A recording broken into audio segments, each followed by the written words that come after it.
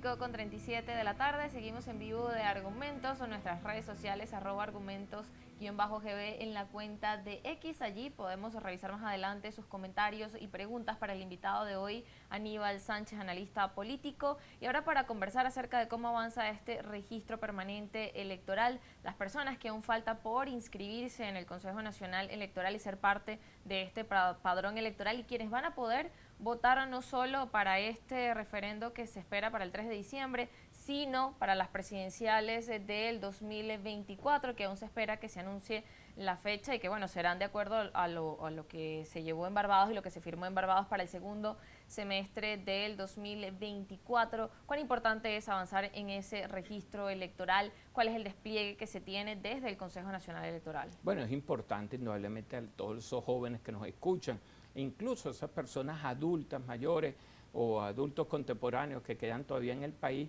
es importante que realicen su consulta. Ustedes pueden entrar a la página del CNE, a mano derecha encuentran un módulo de consulta, con solo colocar su cédula les va a salir el centro de votación. El centro de votación por el CNE, que es el que importa realmente para las elecciones venideras, elecciones presidenciales, elecciones después, 2 años después vienen elecciones de alcaldes, gobernadores, incluso la de la Asamblea Nacional. Importante que las personas ahí hagan su consulta, porque también tenemos muchas denuncias también de personas que han sido migradas. Yo tengo un mismo hermano que vive en Baruta y prácticamente ahora se estuvo buscando y ahora está votando prácticamente en Yare, ¿okay? En el municipio Simón Bolívar del estado Miranda. Entonces le digo, mira, tienes que ir a un centro de actualización a pedir tu cambio de residencia, pues, o que te reubiquen prácticamente en lo que es tu centro de votación habitual. Las personas siempre dejan esto a última hora, incluso personas que estaban trabajando mucho con lo que tiene que ver con la consulta primaria, me habían dicho que ellos le habían corrido unas instrucciones que no se inscribieran en la jornada de actualización. La cuestión es que es totalmente un error esto que está ocurriendo. Nosotros tenemos que conseguir esa puertica, esa oportunidad que nos dan cada vez que hay una jornada de actualización, a llevar a esos jóvenes que no están inscritos, a llevar a esas personas que se mudaron, a que hagan los cambios de residencia para que puedan votar en las venideras elecciones. En cuanto a los números, se tienen estimados, cuando uno puede colocar el registro electoral por renglones y cuando uno coloca prácticamente el renglón de menores de 24 años, ok, indudablemente si estamos hablando del caso de registros electorales de 24 a 18 y uno compara aquello con los números del INE, que es lo que te da la población prácticamente en ese sector, te das prácticamente cuenta que 2.100.000 electores dentro de ese rango de 24 y 18 años no están dentro de la cobertura del registro electoral. Por eso es lo importante que organizaciones como Voto Joven y otras organizaciones estudiantiles habían estado pidiendo una jornada de actualización que tenía una característica. Ellos querían que fuera parroquializada, es decir, que se desplegaran máquinas en las 1.115 parroquias del país. Yo sé que hay que ser a veces muy consciente al momento de hacer esta propuesta, que para el CNE es prácticamente difícil desplegar 1.115 toldos con todo el personal y maquinaria, es una logística bastante grande. Quien les habla responsablemente, y los seguros los rectores que le lleguen estas noticias, les puedo decir que yo presenté una propuesta con 387 puntos, pero una propuesta técnica basada en función de dónde pudieran estar esos jóvenes que están excluidos, ¿ok? Y ahí era donde yo pedía la ubicación de algunos centros de estos de actualización. ¿Y qué pasa en esos 380 puntos? Tanto, no quisiera decir los nombres de los rectores, pero ya 2 de estos rectores me han pedido la propuesta, los cálculos que yo utilicé, y ellos me dijeron que lo iban a tener presente y que considerara que ahorita lo que estaba prácticamente desplegado era una primera fase de la jornada de actualización del registro electoral y que obedecía mucho a otra operación política electoral que está corriendo en paralelo, que es la creación de nuevos centros de votación.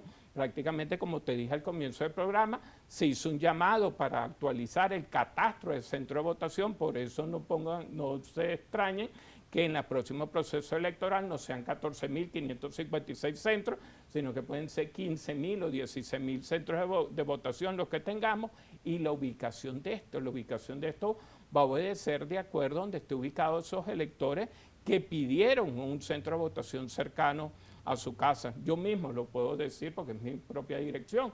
Yo vivo en Alto Prado, en el municipio de Baruta. Alto Prado siempre tiene un centro de votación en el centro comercial. Ese centro de votación se eliminó, por eso es que ustedes ven sobresaturado el colegio de Prados del Este, porque es que están metidos todos esos electores. Debimos haber aprovechado esa oportunidad para hacer esa propuesta de retomar ese centro de votación, sobre todo considerando algo que es muy importante, y yo soy reiterativo con esto, considerando las características que tiene el mercado electoral venezolano actualmente, que es un mercado electoral envejecido. Por eso no les tiene que extrañar que cuando revisan las colas de votantes consiguen muchas personas mayores de los 60 años de edad, porque el mercado electoral venezolano está envejecido, el mercado electoral venezolano está ruralizado, es decir, que prácticamente aquellos conceptos que se tenían con lo que era el corredor electoral ahora estaría cambiado. Otra característica que tiene el mercado electoral venezolano es que está empobrecido, y todo esto hay que considerarlo al momento de preparar los mensajes, sobre todo ahora prácticamente después del segundo trimestre del año que viene, cuando vayamos prácticamente a una elección electoral por lo que sería la presidencia. Todos estos criterios técnicos indudablemente obedecen a una estrategia político-electoral, pero también tiene que ser marco de lo que es la política social o el mensaje político que va a llevar el futuro candidato para que pueda tener llegada. Hay muchas cosas políticas todavía en Venezuela que es importante que los discutan tanto los sectores de la oposición. Cuando hablo de la oposición, hablo de la oposición completa, no solamente esa oposición que participó el domingo pasado, a la cual ya les envié sus felicitaciones por abocarse, por ser parte de esta feria electoral, de esta épica ciudadana, pero también esa oposición que dejó de hacerla, pero que indudablemente todos juntos tienen que trabajar en función de traer un cambio para Venezuela. Así es, y de acuerdo a lo que usted mencionaba de ese mercado electoral y de ese padrón que ahora conforma,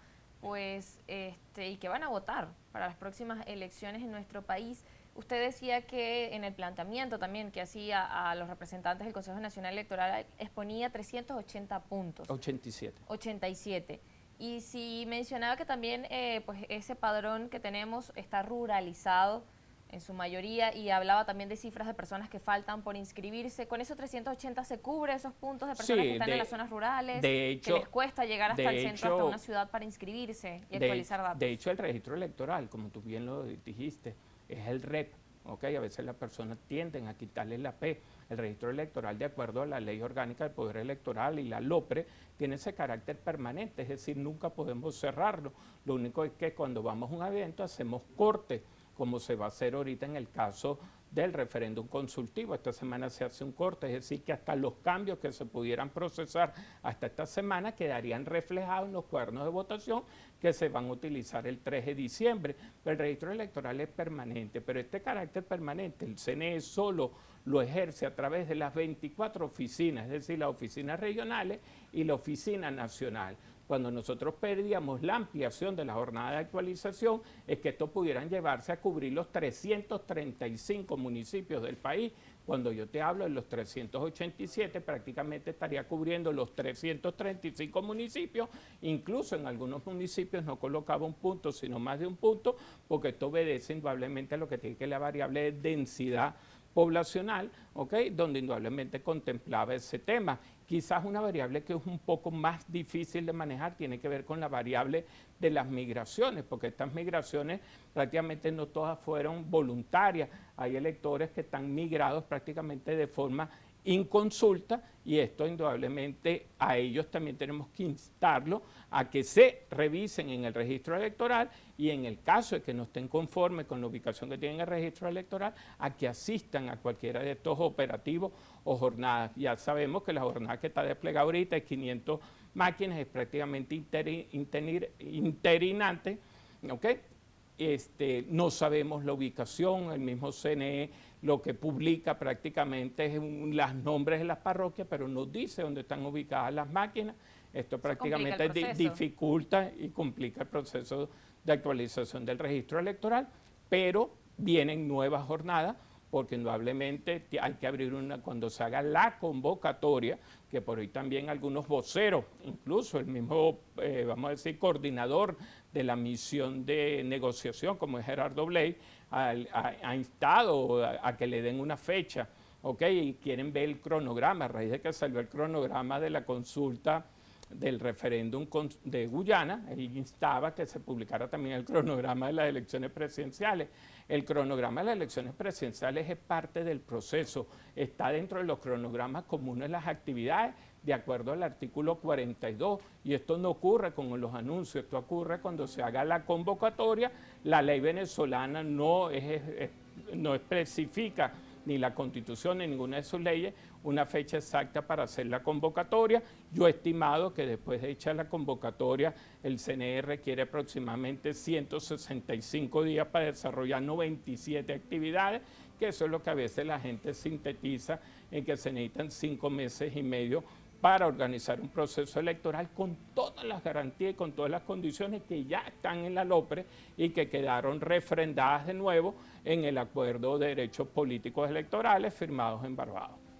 Así es, señor Aníbal. Y bueno, nos corresponde hacer una pausa, pero más adelante vamos a seguir conversando acerca de este tema del registro electoral y las elecciones que se vienen para el próximo año. Recuerde que están nuestras redes sociales a su disposición. En el próximo bloque vamos a estar respondiendo algunas de sus dudas y comentarios que están en nuestra red social de X, @argumentos_GB. Ya regresamos.